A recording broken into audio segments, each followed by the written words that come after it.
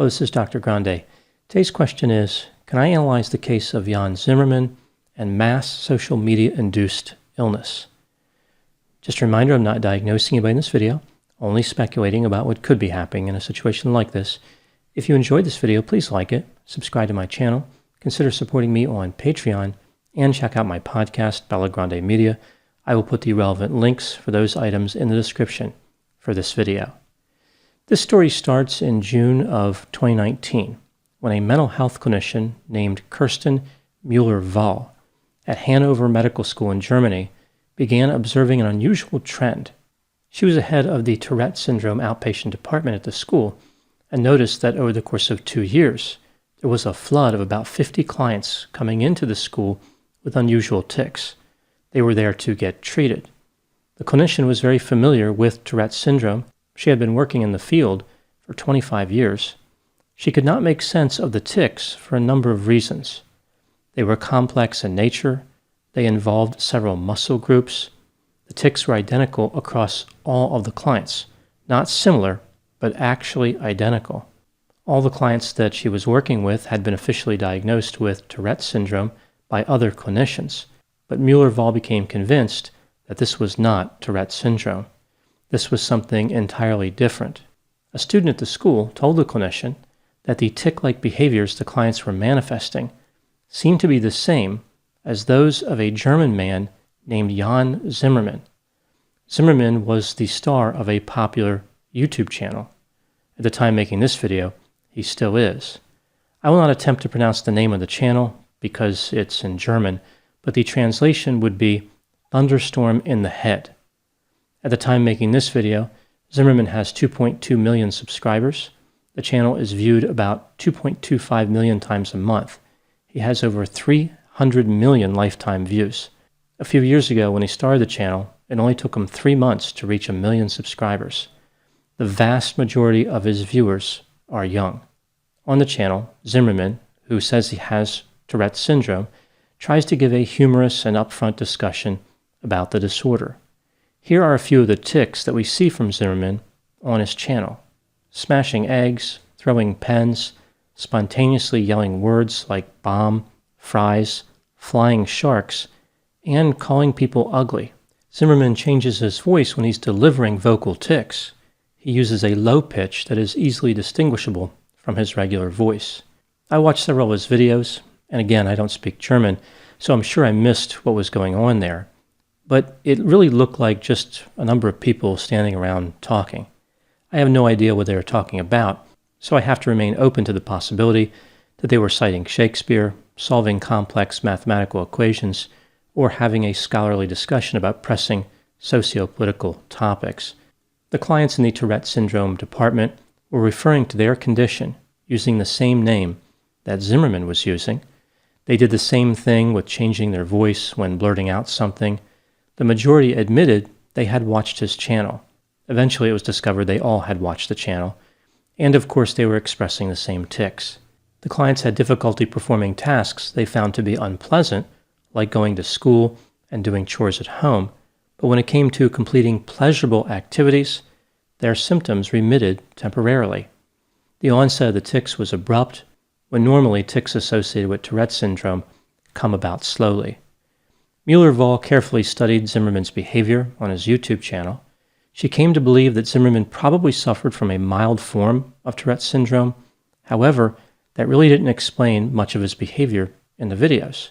She did not believe all the tics he was manifesting were actually from the syndrome. One could argue that she was essentially saying he was exaggerating and fabricating symptoms. The clinician noted that Zimmerman's behavior featured a number of vocalizations, phrases, words, movements, and bizarre behaviors that are clearly functional in nature. Zimmerman was using a disproportionately high number of expletives, insults, and long sentences, which is not characteristic of tics from Tourette syndrome. The tics that became popular on his channel were repeated several times across many videos, while other tics were replaced with new ones. Zimmerman features his most popular tics on a variety of merchandise, including shirts and baseball caps, and in a mobile app. Actual tics from Tourette syndrome are quite a bit different than what we see from Zimmerman.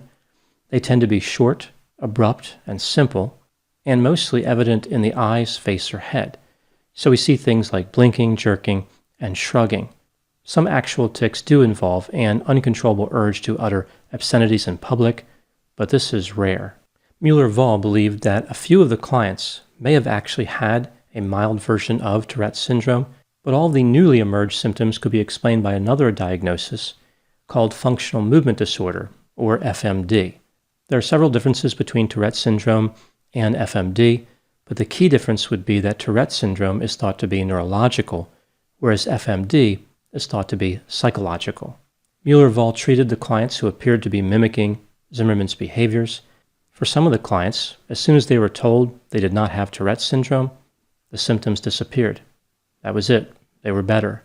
For others, the symptoms remitted or significantly improved after psychotherapy. The clinician concluded that what happened in this case was an example of mass social media-induced illness. There was a group of people who all developed FMD after being exposed to stimuli indirectly, like watching a video and identifying with the individual featured in the video. This is sometimes referred to as mass psychogenic illness or mass hysteria. Mass psychogenic illness has two versions. One is called the anxiety variant. It features symptoms like headache, nausea, fainting, abdominal pain, and dizziness.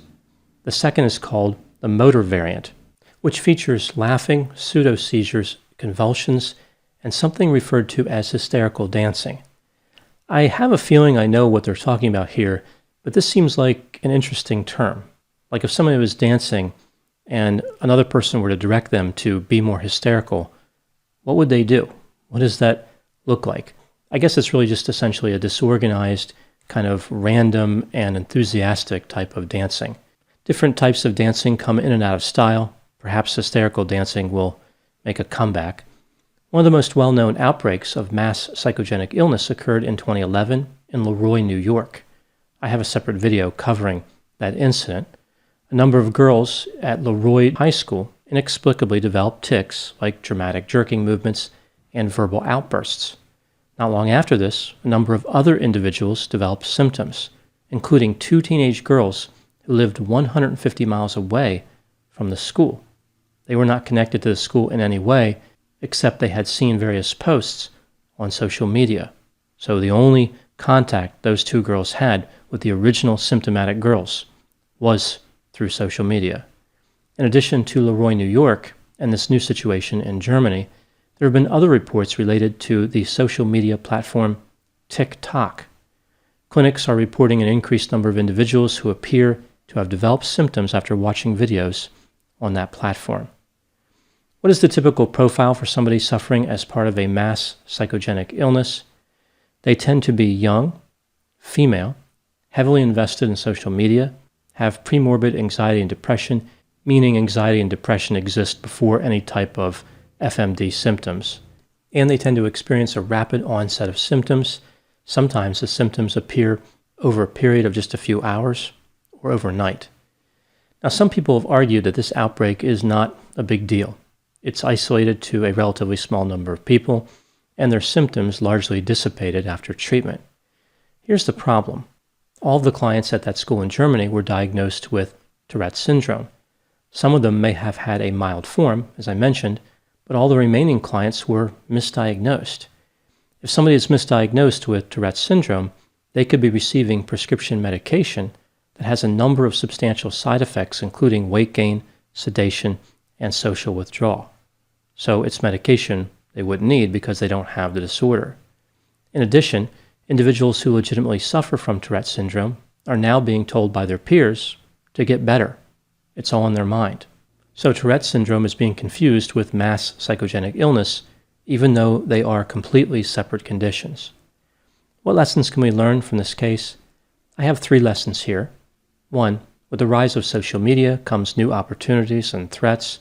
Any condition that could be transmitted through observing a behavior in person potentially could be transmitted through observing a behavior through social media. So it's another way illness can spread. 2. I think sometimes people over-identify with social media influencers.